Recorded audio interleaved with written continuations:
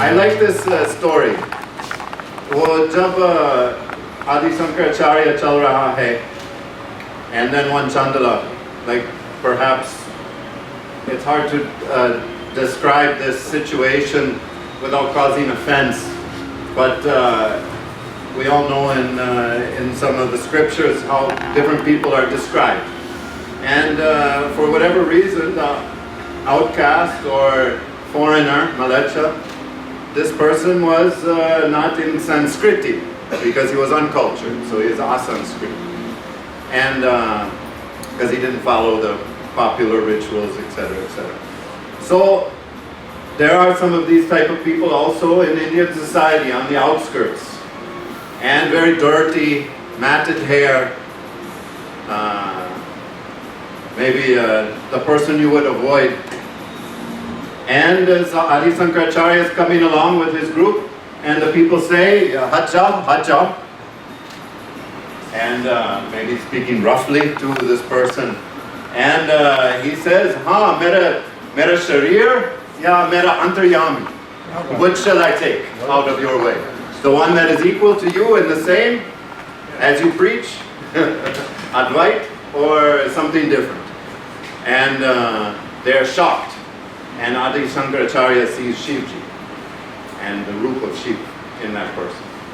So it's, we should all be very careful how we approach another person. Maybe it's someone else in disguise.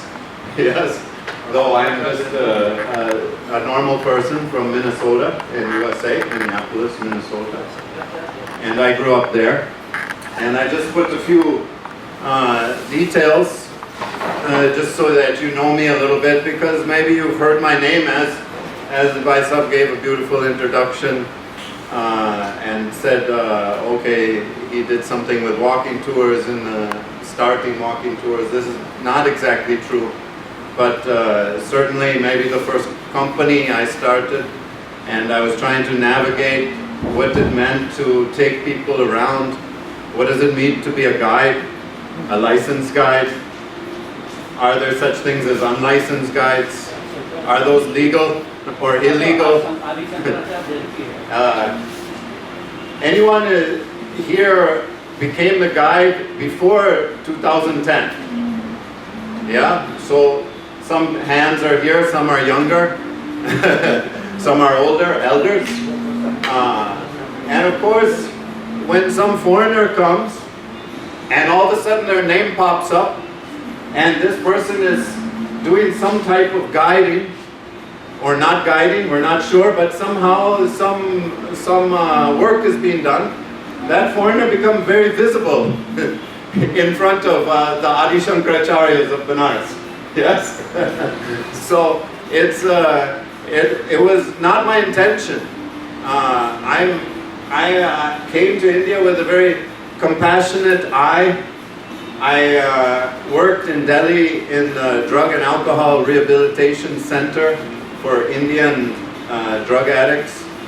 I had long jata myself for 7-8 years. And I myself wasn't a drug user, but I found myself in the social work arena when I first came to India, and I lived in Kalkaji, near Nehru Place. And we worked in marginalized situations with drug addiction, under the flyovers of Old Delhi before the Commonwealth Games. So the entire situation was very horrific and dangerous. And that was how I learned about India first. I had never come before. It was 1997. And I was 25 years old. And after 2 years, I thought, okay, let me go back to USA and complete my degree, because I didn't complete any university degree. My parents maybe not disappointed, but wondering, what is this young man doing in his life, going so far abroad? And at that time, someone suggested me, oh, you know, you can go to university in India. And I never had thought about it, that the English language, it was a possibility for me to do the university in English language and take the exam English. So unique. So I took the opportunity and I took a Bachelor of Social Work, and I continued to work in social service and working for a study abroad program. While I was doing that study abroad program, I would take the students on walks. And I mentioned to the 3 or 4 guys in the, as you mentioned, the film charcha, and I mentioned to them in that time, my students, we needed to have research projects. So what do you research about in Banaras? Culture, history, personalities, places, traditions, music, arts, food. And I would send the students out, and quite often I was their, not interpreter, but a person who would interact between the people and the student, because the student is much more new even than anyone. Like they're just don't know anything, but they have to do a research project. At the time, maybe 2002 or 3, I went to India tourism, and I went to the tourism director and I said, my name is Jeremy Otoman, I work with this university, study abroad. I would like a guide. And they said, yes, there's a guide association. I said, can you give me a guide who will show me the house of Bharatendu Harish Chandra Chowdhury? And he said, no. I don't know why. Or he said he was unable to provide. Or you just asked. Or like, and I was kind of shocked. Like what? Like there wasn't an ability to move out of the norm of whatever guiding was. Now it's not my area, so I don't know what all people I should have got in contact with, or I could have called this person, and if I had that information, all I know is I went to the office and I asked for something and it's not able to be provided. So then I had to search and ask, and I became a disciple of Professor P.B. Rana Singh Ji. Many of you know him and his work, and he is highly intelligent, very Shiva-like in his character himself.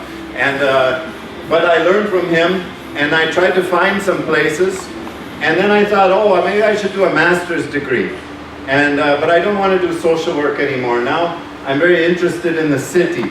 So I did on tourism and pilgrimage and geosacred Varanasi and the contact points that tourism and pilgrimage have in the city.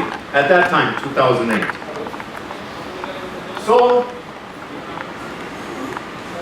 it started, this company, and I didn't really know what I was doing. All I know is, at the time, guides were able to be booked for boat rides, walking tour from Manikarnika to Golden Temple to Gadolia, and city tour. And I didn't really see any scope outside of that for the students that I had. But I had run into a person who said, oh, you should walk through the alleys with them. And Ranaji was taking us to sites, specific sites like Lolar Kund, and telling us all the stories of that place. And slowly I started to develop an idea of what I thought maybe tourism could be. And when I started to think about tourism, then I started to look back in the history of tourism. This poster is from 1930s to 1950s. And you can see it's highlighting some temples. We're not quite sure where those temples are, if they're, it could be Manikarnika, the image could be reversed, and it might be, how you say, near to Ameti temple or something like that, could be. But very beautiful, iconic look, always the riverside, always the Ghats, all of these pictures of tourism that we see in the past. This one needs to come maybe close. Yeah? This has to be before 1950s. Why? Because the minarets are there. There are no minarets anymore, of course, yes? So in 1950s, I believe one of the minarets falls down, and maybe it even injures or kills some people, and so the government takes the other minaret down. And maybe some people in the past had tried to throw themselves, into.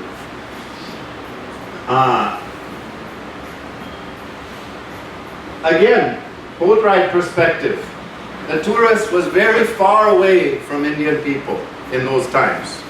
And the foreigner, still there was some distance between observing Indians and Indian culture and interacting with Indian and Indian culture. And I think maybe these walking tours are something that brings a little bit of closeness in that area in a different way. There's a few things I think are important about walking tours, and the reason I'm telling you this is how my methodology of how I constructed the tours, and maybe it will be helpful to you in your guiding of guests through the alleyways in different places. Because in my mind, it was never competition. I always thought that there's unlimited creativity and people, and if we do good jobs, only more people will come and we'll all get work and we'll all get business. So it never was to me about, oh, I need to capture this from that person. Of course, we want to keep our identity and, protect our clientele, but in the possible clientele, I think there's much more than we actually know that's there. This good-looking gentleman, Bharatendra Harish Chandra Chowdhury, the person I wanted to find. And what an incredible personality. I don't even know why he's not celebrated more in this city. Like, have you ever heard his name or put on any banner? I mean, we don't hear anything. He is a nationalist poet. He believed they should throw out English, which I'm speaking in, and throw out Urdu. And there should be a new Hindi that revolutionizes the country because it came from the motherland of Bharat. So he's just before the area of poetry we call Chayawad, shadow, where emotion comes in. He was on the cusp of nationalism because he was in a time period of great change in India in the 1800s. Hang on. Background से कोई गाना बजा रहा है? Sound is fine, I think. Yeah. Oh yeah, there is some music, isn't there? I heard this music. I thought earlier that it was coming from your Yeah. show. Found in soul music. Yeah, now it's okay. So, Bharatendra Harish Chandra Chowdhury, an incredible personality. I think it's the people of Banaras that are the most important. And sometimes I'm not a guide, I'm a historian, folktale specialist, whatever you want to call me. But when you're taking a person around, whether you're a guide or you're a high school teacher or a social worker, the people are the most important.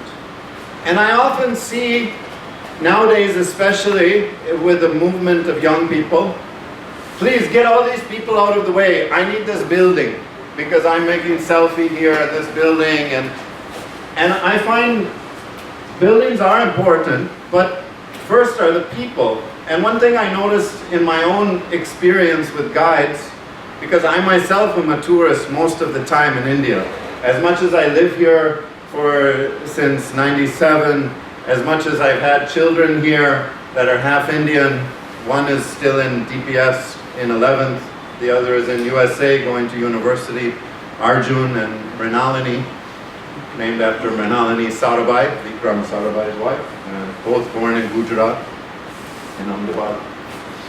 And I just found that it was very interesting that the people need to get out of the way so that we can see things. Like the Taj Mahal, for example, the guide will want, okay, get all of these Indian people out of the way, all these foreign people, get them out. Now you will get the perfect shot. And is that the most important part of tourism? Places. This is tricky. There we go. Beautiful engravement by Princep, yes? In fact, nowadays, I think most of people are taking some walking tours, correct?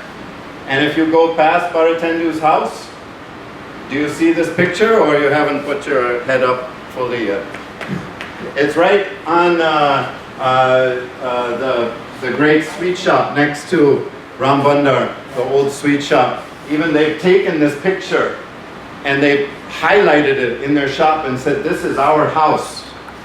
And this is the house of Baratendu. So places are important also.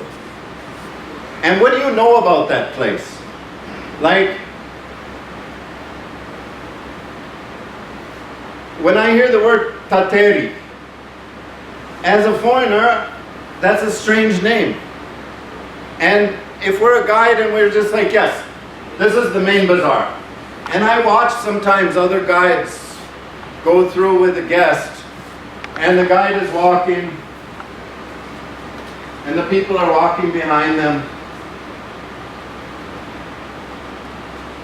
And I think to myself, my God, there's like 20,000 things you can talk about, like as you're walking, you know. And maybe that's why I had a little bit of success, because I was very engaging with the guest. Of course, some guests you can never engage with because it just goes crooked sometimes, and it doesn't fit with the personalities, and the guest is angry because they didn't get their room or something like this. So there's a lot of problems as well that can influence it, but all the more so that then to be more alert to the things around you. Tateri. What does Tateri mean? Metal crafter, yeah? Why? From the hammer.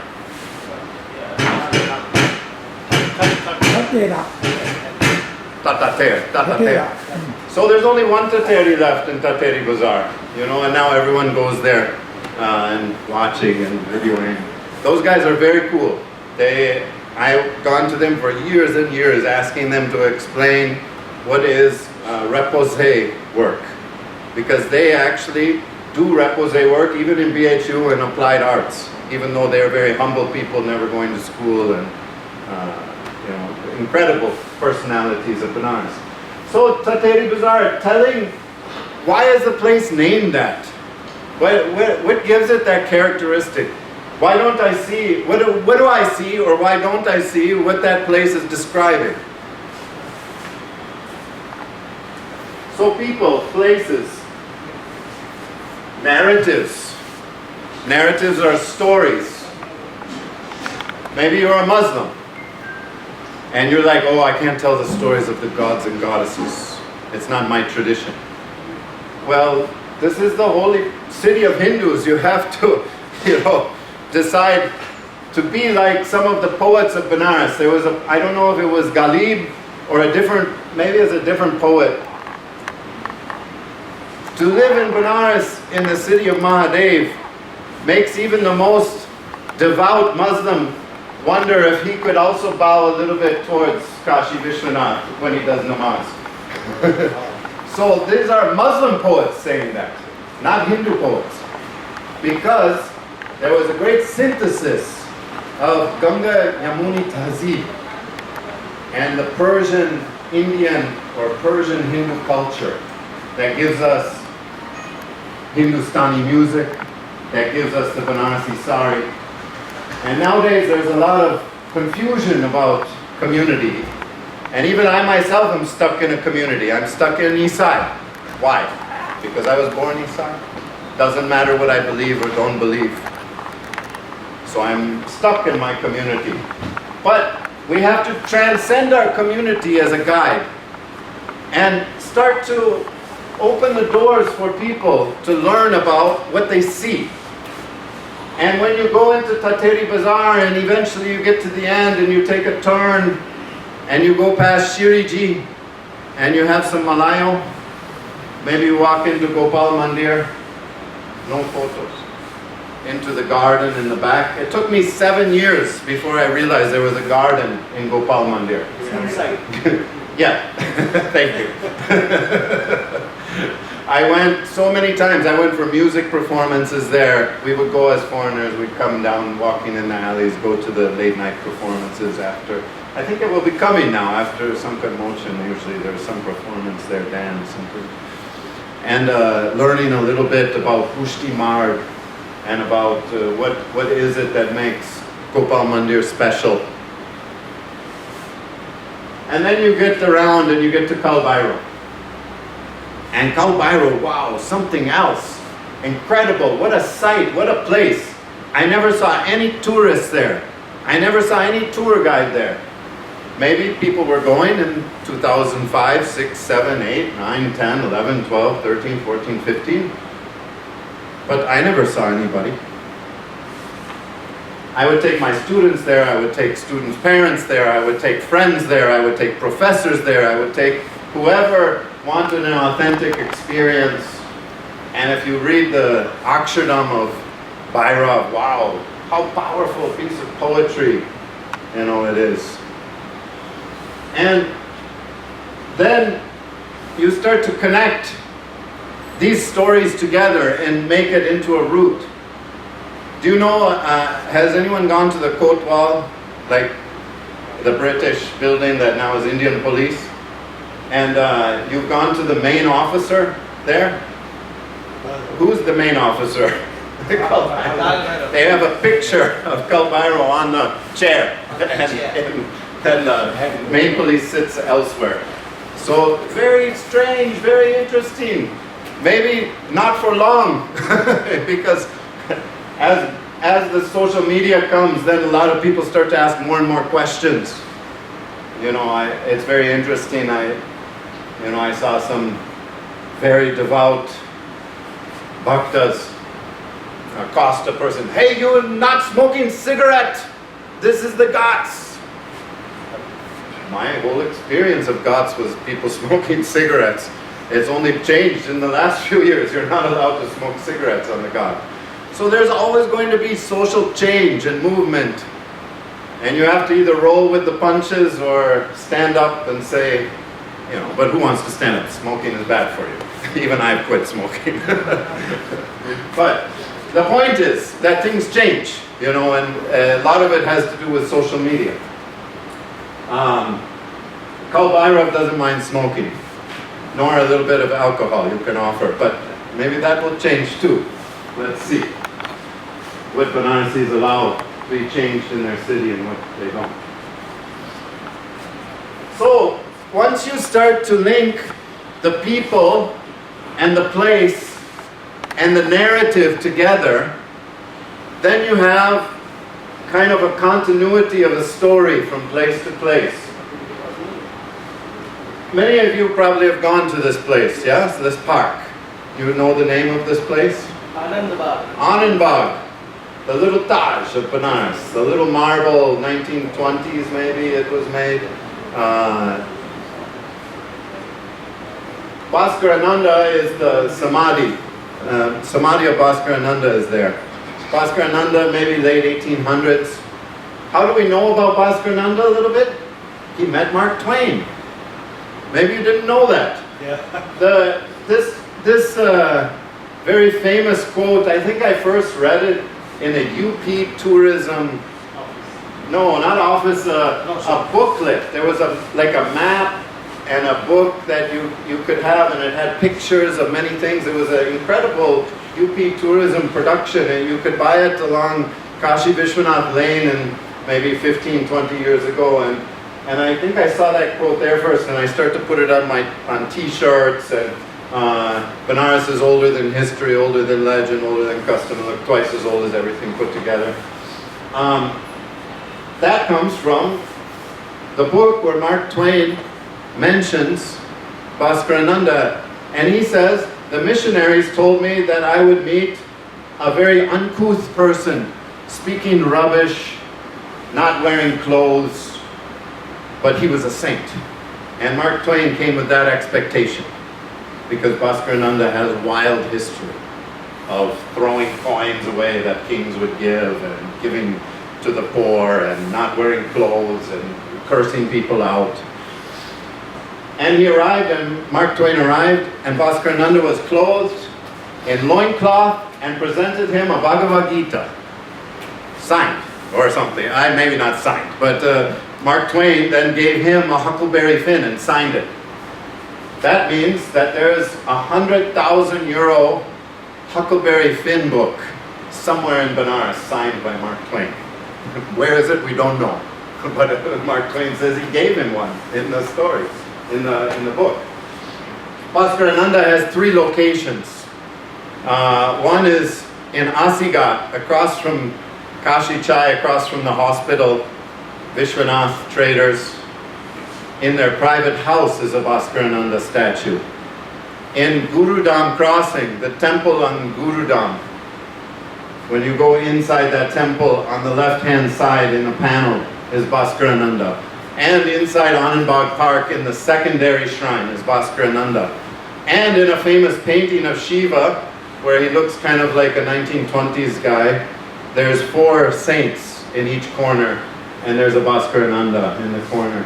So a very powerful saint for his time. You could easily just be like, all right guys, let's walk from Asigat, and we're going to walk to Durga Temple, no photos, and you pass this by. But here's an opportunity, to tell an incredible story and connect it to a legendary person, from the West, and that too a very famous saint of Banaras, yet we know nothing about these people sometimes.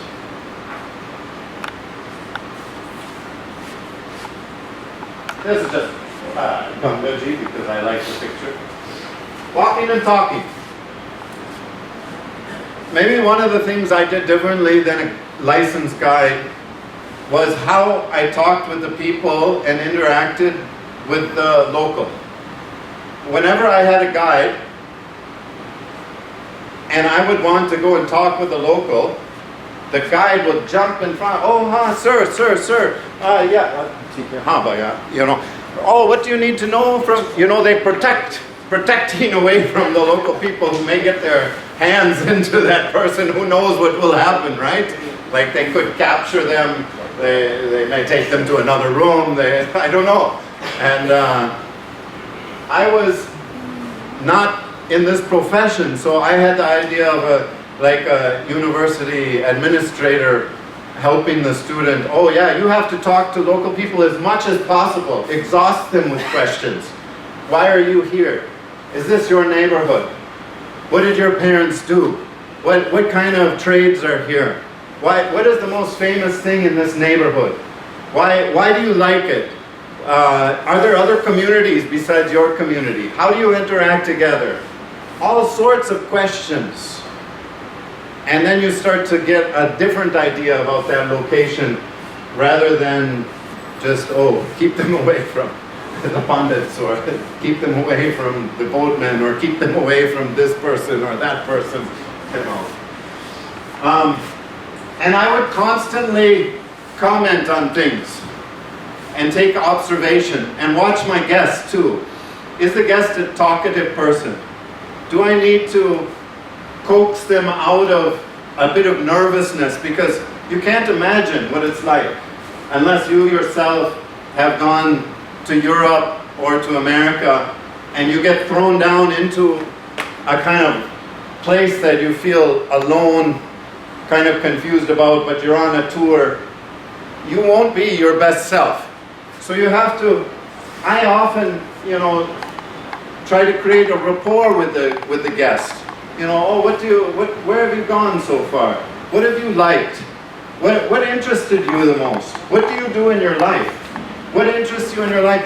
And then sometimes I try to use those things in the walk. Oh, I'm a painter. Oh, do you notice there's a painting on this wall? Yeah, it's the Buddha. Oh, you're from America. Wow, what do you think of this symbol that's on the Buddha? And I'm just using this Buddha for example. Oh, swastika, it's very bad. And I say, in India it's very good actually. And, why? No, it's impossible. How can it be? To tell the story of how that symbol was turned in the West and utilized in a different direction. Just because you happen to see it.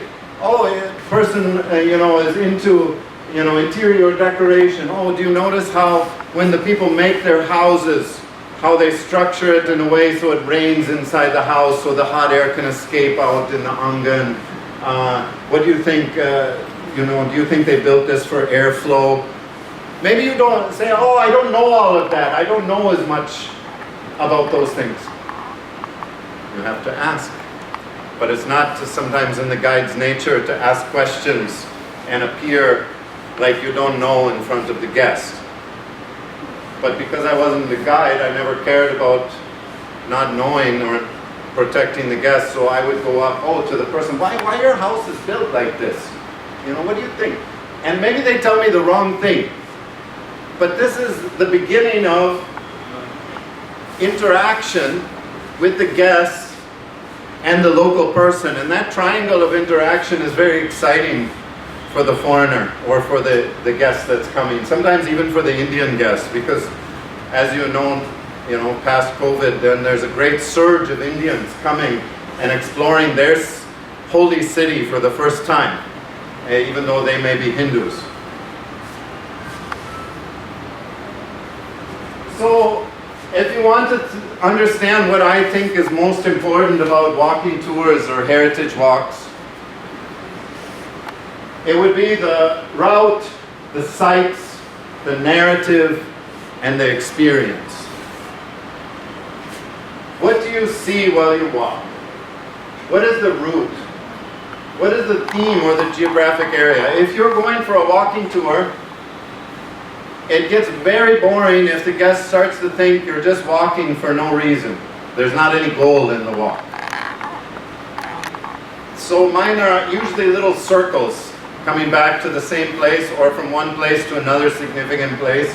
And I usually try to keep 3 or 4 so-called sites where we stop for a greater amount of time and talk about that place.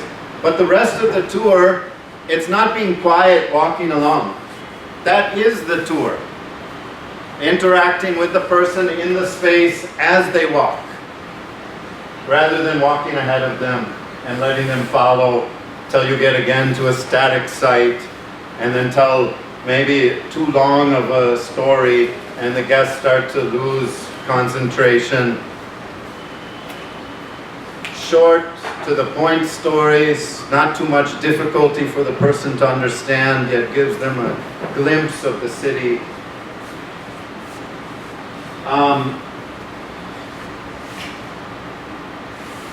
Which major places, what connects these places together. Sometimes it's just geography that connects the places together. When I first started these tours, I had 4. I had one in the south, one in the middle, one in the north, like this. And I gave them names just based on some of the theme that was in that place. And it became very hilarious to me to watch new, younger, ambitious tour, maybe not tour guides, this area of unlicensed tour guide, they all of a sudden, instead of one of these big sellers was Southern Temples, Ponds, and Poets, because I thought, oh, it's about Tulsidas and Lolark, and then we could go over to Durga Kund, and where could we walk from there? We could go from here to here. How do these places connect together? How long will it take? Is it too exhausting? What stories will I tell?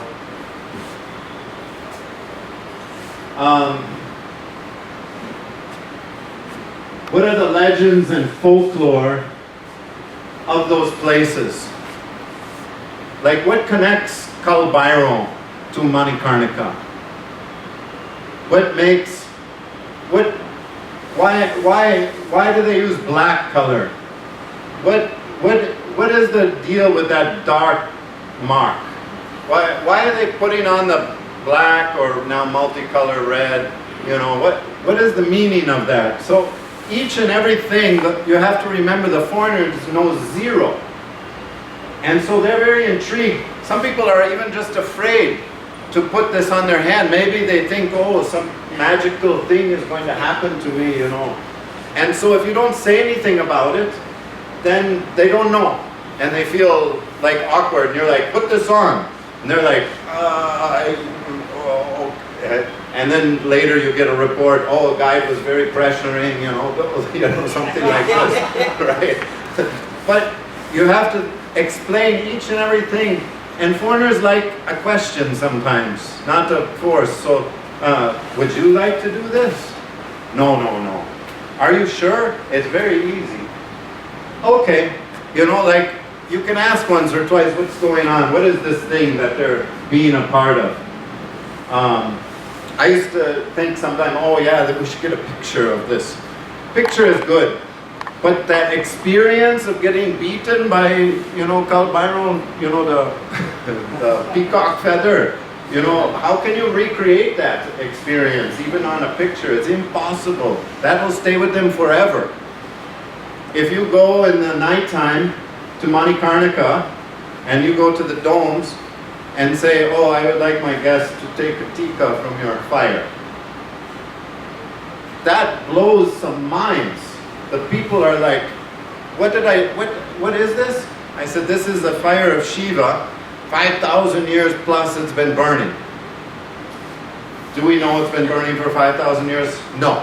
We don't know it's been burning for 8,000 years, 12,000 years, 5,000 years, 1,000 years, 700 years, we're not sure. But the domes say it's burning 5,000 years, it's their fire, so it's their story. So we tell the story as the people tell it. One time I tried to instruct the dome. This is a mistake. I said, oh, but weren't you a group of people that took hides from the animal and you made water bottles and you sold to the Mughal army, so you became wealthy? So when people chased you away from burning your bodies because you were not a caste that was considered clean, then you bought the burning god? No, never say that, you know, we will beat you. Like, I was like, oh, I'm just reading history, you know, like, what? So then I realized there's a difference between the narratives. So there's many narratives. There's a historical narrative, there's a folklore narrative, and probably there's a scriptural, like Vedic narrative as well. And not all of these things agree with each other all the time. I've been in Manikarnika and telling the story, oh, one dome has stolen the earring of Parvati. And Shivji, you know, appears and takes off his janau because he's a Kana, one-eyed dome. He's one-eyed Brahmin. And says, you're no more a Brahmin, now you're a Chowdhury. And this is the story of the Dome Chowdhury that the domes told me. And then I had a pundit in my ear. Wah, wah, wah, wah. This is unscriptural, this is not true, this we don't find in Vedas, never tell this story in this place. Oh, okay. A lot of different narratives. So it's very interesting. So now I'm very aware of who's around me when I tell the stories. It's very important. Yes. And so far, but a little bit like the movie Bavarchi, a little bit of Dant is good for us. Yes, we get learning from Skoldia. So a lot of this stuff, what is history? When was it built? Who built it? Is there any documentation? Because history is one of the stories also. But the problem is, as guides, sometimes we get caught with a paragraph in our mind. Oh, this is what I need to tell about this place. And it becomes very, like, boring, kind of, you know, for the person to listen to. And so we need to think through a little more, what does the guest, are they a person who wants a lot of information or they don't want? Should that narrative be history? Should it be from the scriptures? Should it be from folklore? How do locals, pilgrims interact in the space? What do local people believe about their place? How does it affect their behavior? And very important, what level can I participate in this place? Can I record this? Can I take a picture? Can I make a video? Now we're in the time of video. I don't know. I'm not super happy about this story of selfie and reels and all of this, but this is the situation that we're in. So even I joined some of that.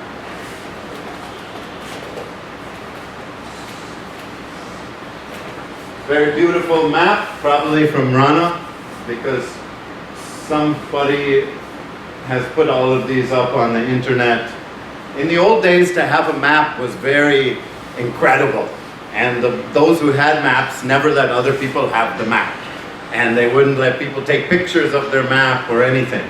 Now, of course, the internet has let free many of these things, and you can download them quite easily. And so however this map got onto the internet, it's incredible for us because it's Prinsep's original first map of the first census time of Banaras. And it's quite artistic with some temples and the lists of all the Shivalas on the side, or the Shiva temples that he found. And quite a beautiful looking map. I guess we will continue to explore Varanasi together. And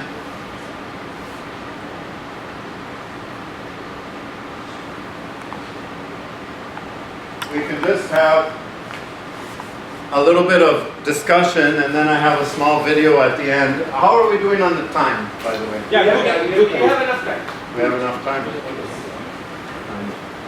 So that's kind of my approach to walking tours. And, you know, over the years I tried to understand what is my role here in the city.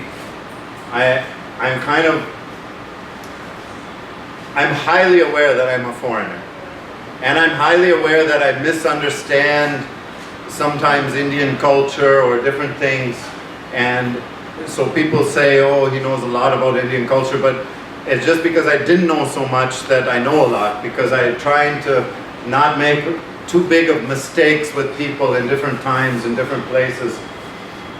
I was more in the academic world. I didn't really understand all of what went on with guiding.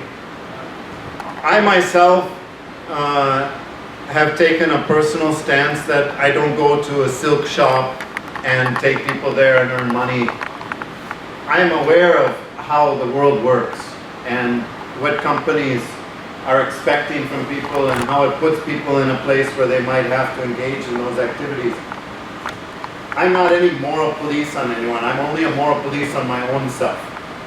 And I didn't make maybe a lot of money as people would think.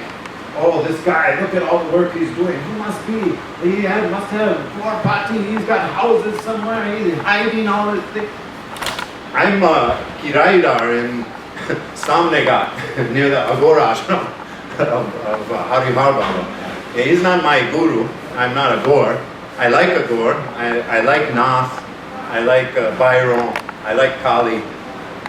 Maybe that's because once in a while I drink alcohol. So these things are allowed in the devotion of those deities.